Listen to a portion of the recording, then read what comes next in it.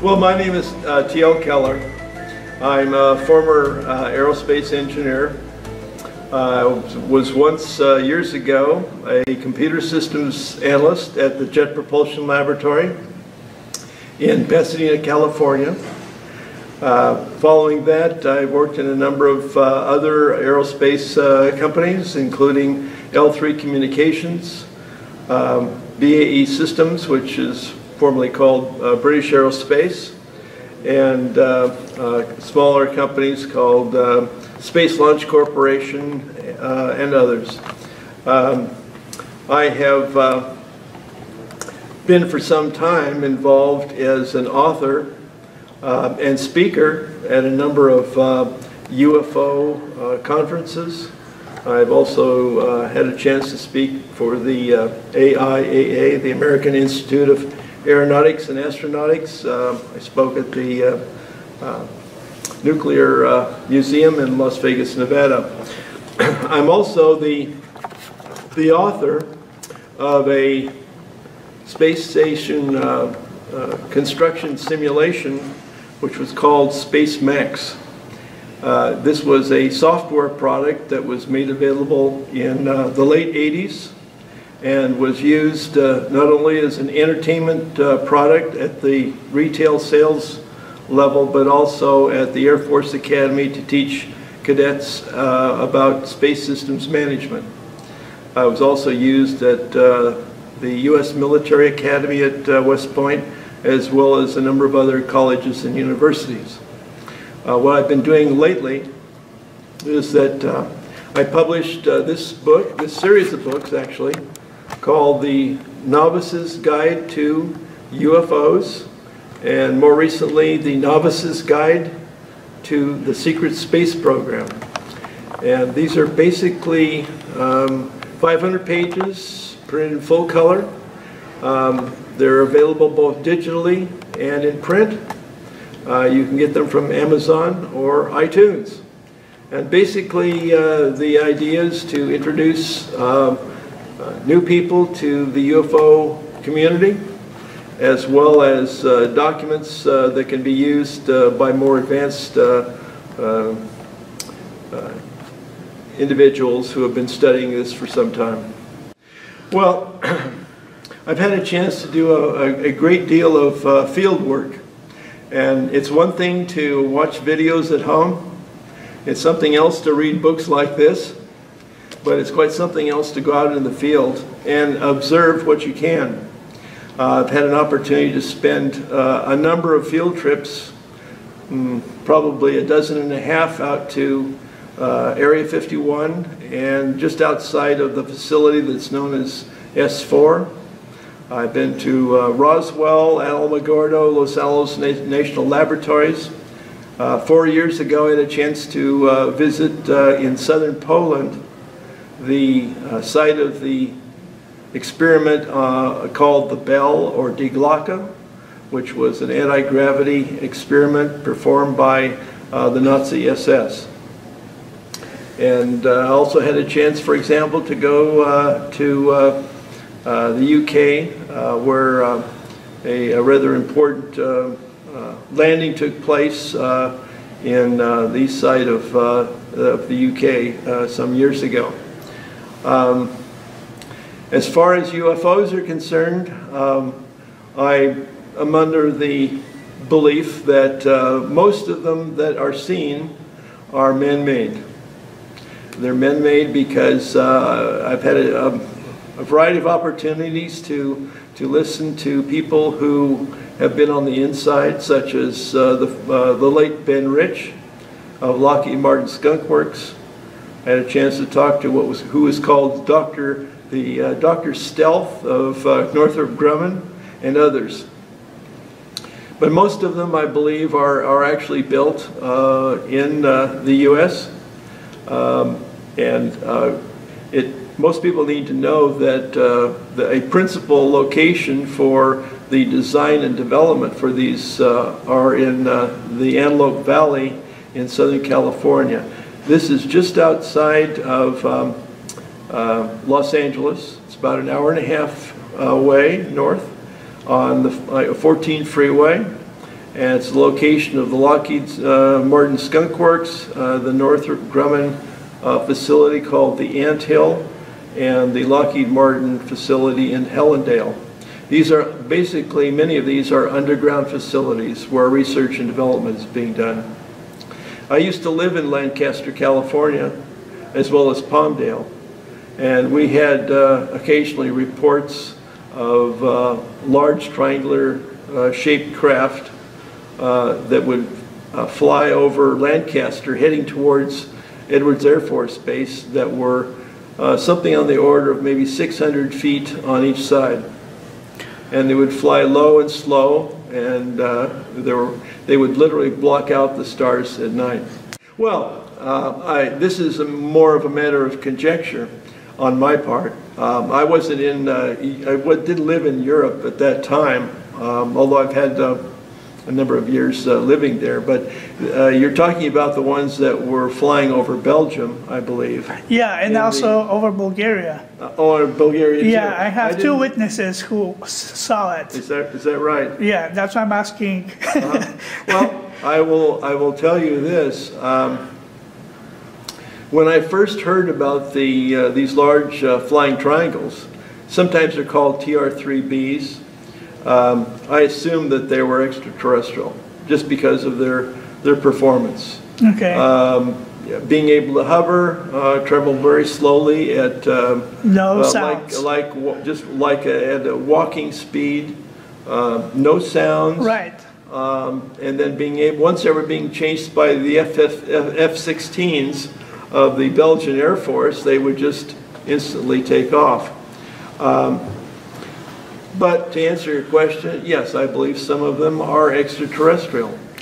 I was just talking to a gentleman who visited my table. We're at the International UFO Conference in Scottsdale, Arizona.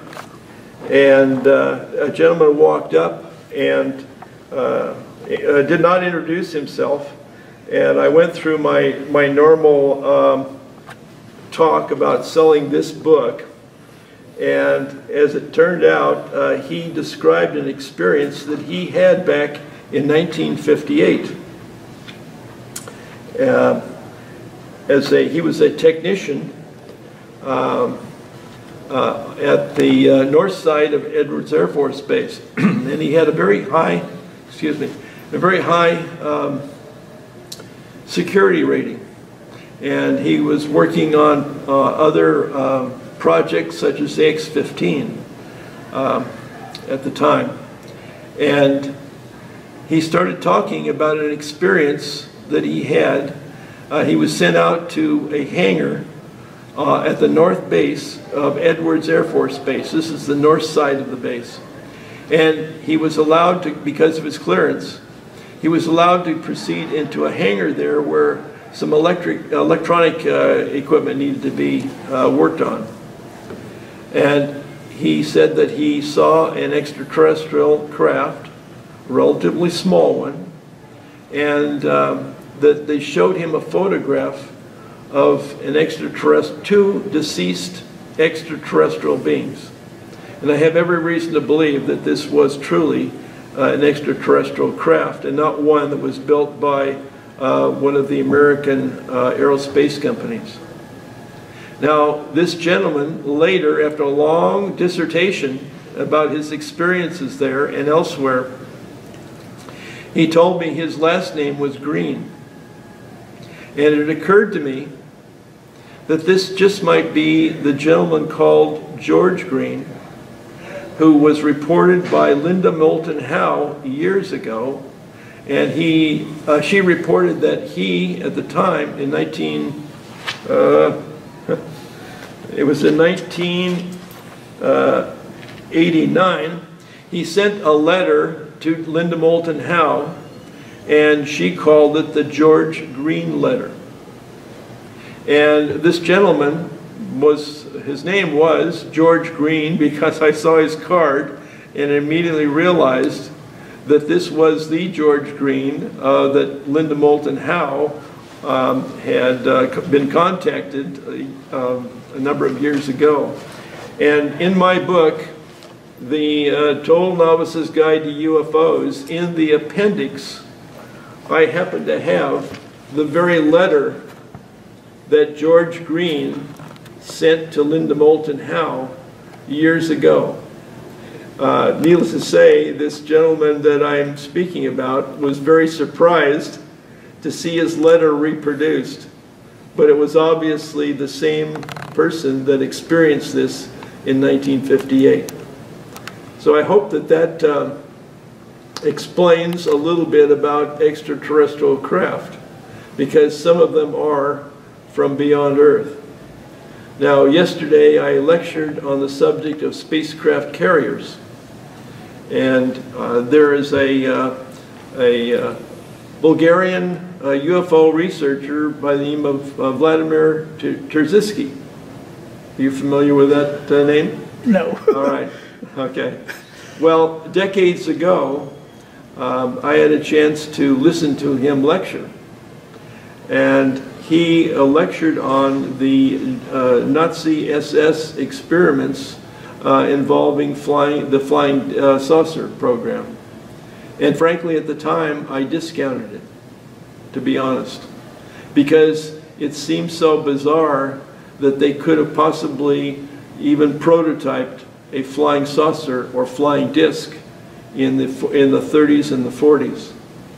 But now I realize that there is a lot more truth to this than I ever thought.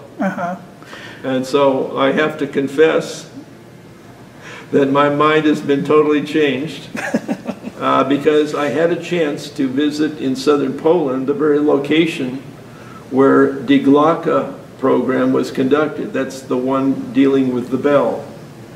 And the bell, for those of you who do not know it, the bell was an experiment in anti-gravity. And it was performed in a mine called the Wenceslas mine in southern Poland. And I had to go see it to actually believe that there was anything that ever took place there dealing with Nazi technology. And what I realized was when I got there that every basic element that I had heard in the past was there. There was the mine, there was the control room, there were electrical cables about 3.5 to 4 inches in diameter in a series of tunnels.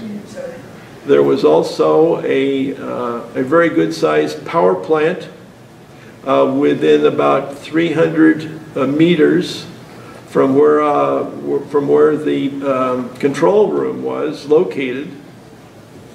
And this was the power plant that supplied the high voltage power for the experiment. And so that power plant was physically there. It had been bombed out during the war by either the RAF or American bombers or both, but it was obviously a power plant. There was also what is called the fly trap or the hinge, which is a steel and concrete circular structure where allegedly the bell was also used in an experiment to evaluate its anti-gravity capability. Now, I have to say at this point that this hinge, which is a circular, sort of like Stonehenge in many ways, is built out of concrete and steel and had a rather unusual drainage system under it. I have to say that they use the same structural design as used in German cooling towers during that period of time. But the diameter of this was very large. I don't remember exactly the diameter of it, but it was larger than possibly most of the cooling towers of that era. But they used exactly the same type of design. So my sense is that this was actually performed there. Now, as a coincidence, purely coincidence, I was camping in the area of the site where this experiment was conducted. And when I went out to dinner, I was sitting at a restaurant, speaking English. Of course, I didn't speak Polish, but some 3 local people heard me speaking English, and they asked me why I was there. And to not give them any sense of my purpose, I just said I was a tourist in the area, just looking around. One of them happened to be an IT engineer, spoke very good English, and he said what I should do is inspect some of the many mines and caverns that had been dug out by slave labor during World War II. And he said, this place is very famous because there was a German SS experiment conducted right here during the early parts of 1945. And he said he had a very old, elderly German friend who claimed to have worked on that experiment at the time. And the friend told him it was absolutely true, and the experiment dealt with anti-gravity, and it was successful. Now, I didn't coerce this out of this IT engineer at all. He just offered this information.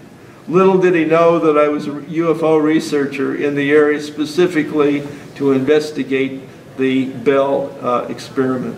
Okay, you mentioned yesterday that you've been in Bulgaria in 1964. 96, that's right. And what you doing at that time? I was passing through. Be honest. I'll be honest. Okay, my wife and I were on a 3-month tour of Europe, and we wanted to get down to Turkey, and we came down through Romania. We got to Constanza, right?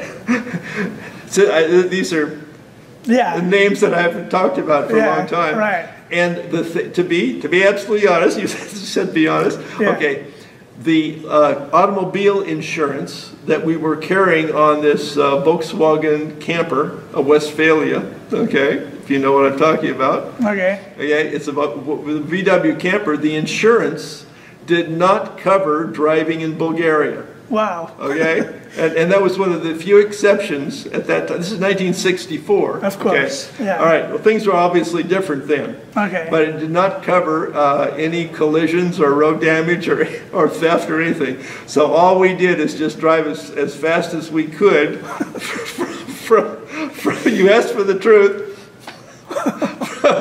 from Romania down to Turkey. Yeah, right. As fast as we could. We didn't want to have any accidents or anything. Yeah. We drove during the day rather than at night. Actually, in 1964, I don't believe in Bulgaria have too much cars. Well, there probably weren't, but we didn't want to take any chances. We had never been there before. Yeah, okay. But no, we had a... Have you heard something about UFO in Bulgaria in this? Of course. What do you know? Because I don't know too much. I don't know too much either. But what do you know? Only from what you told me, that there was one of these large flying triangles that have been observed in Bulgaria. Yeah. But most of the flying triangle reports that I have heard were either in Belgium or New York, the state of New York. When I was living in Lancaster, I think I explained that there was one... You can drink your water. Don't worry. There was one observation of a large triangular craft heading towards Edwards Air Force Base. But the report said that people could look up and see words in English. So I don't think it was extraterrestrial. Okay. But it blacked out the entire... all of the stars as it was passing over. My cousin, she watched that. I mean, she was in her summer house, and because she have a bad sleeping during the night, so she wake up maybe 2 a.m. or 3 a.m. and she just walk from the house, in the country house, and it's that house is locating the end of this country. So it's open, and she said, I watched the sky and was clear, I mean, beautiful stars. And then she said, and I heard the dogs from neighborhood start barking a lot. I mean, something made them to bark. And she said, and I saw a very weird object in the sky. I mean, she don't know that it's a UFO.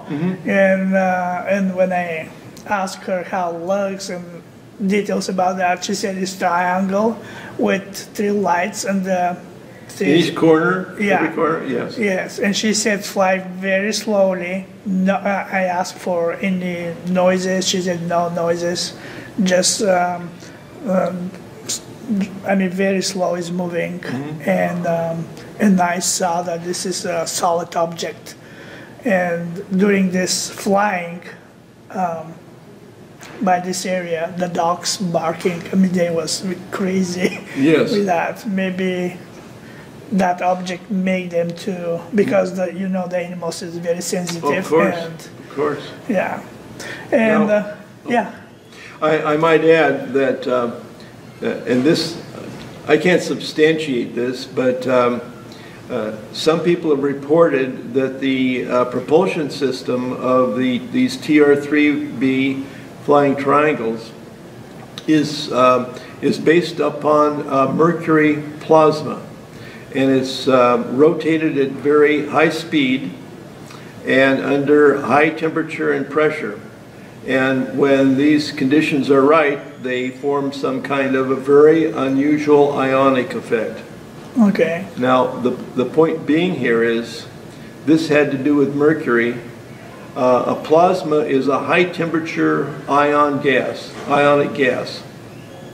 But the Bell experiment that was conducted in Germany in 1945 had to do with what's called red mercury. Now, red mercury it's a compound of mercury. The point being is that not only the TR-3B and the Bell operated with mercury, what is called the alien reproduction vehicle, which was first seen by a citizen, simple citizen without any security. The alien reproduction vehicle also operated on mercury vapor under high temperature and pressure. So apparently at those conditions, some very unusual events take place, unusual effects. And what I'm trying to suggest is it has not only an anti-gravity effect, but also modifies space-time in the immediate environment of this particular craft. So I think mercury seems to be consistent as one type of anti-gravity propulsion. Okay. Why these extraterrestrial beings visit us? What they want to tell us? Well, my sense is that there are not just one type of extraterrestrial Yeah, being, 57. that are, well, actually... Or more. 57 is a very interesting number. In the United States, that's all. There was something called Heinz 57, okay? And Heinz Food Company manufactured 57 different types of soups, okay? Okay. So, now, I know exactly what you're referring to. Okay. And unfortunately, I can't remember the gentleman's name, but he claimed that there were 57 different extraterrestrial races or Sergeant types Clifford Stone, maybe, or Sergeant Clifford Stone. Oh, yes. Thank you. Yes, this was Technical Sergeant Clifford Stone, and he was said that he was a member of a U.S. Army crash retrieval crew. I think probably going back to the 50s. Actually, within my book, I covered that particular case. Which case? The Clifford Stone reports. Yeah, but oh, he didn't mention any specific. Okay. I'm sorry, case, but he Okay. mentioned as in a general sense of the cases that he worked on. Oh, okay. But he was occasionally called away from his work, and he was basically part of a crash retrieval team, right, where he recovered not only the extraterrestrial craft, but also any other extraterrestrial beings, yeah, and any other yeah, technical technology that he could find. Yeah, right. What I was going to mention is that within this book, we cover most of the different types of extraterrestrial beings. I'm not sure if you can get a good photograph of that. This particular book is 500 pages, and it's in full color. Many of these illustrations are courtesy of Linda Moulton Howe and other individuals who have made their own drawings of beings that they experienced. And I want to point out one particular drawing. This is in reference to George Green, who I just interviewed an hour ago.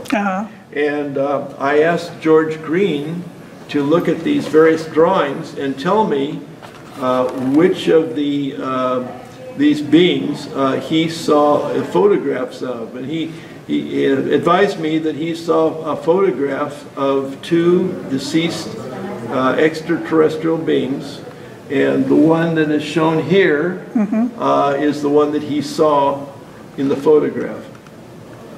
And this is the one that sometimes is identified with the crash in Aztec, New Mexico. Now, I don't know that the ET craft that he saw in the hangar at Edwards Air Force Base was from Aztec.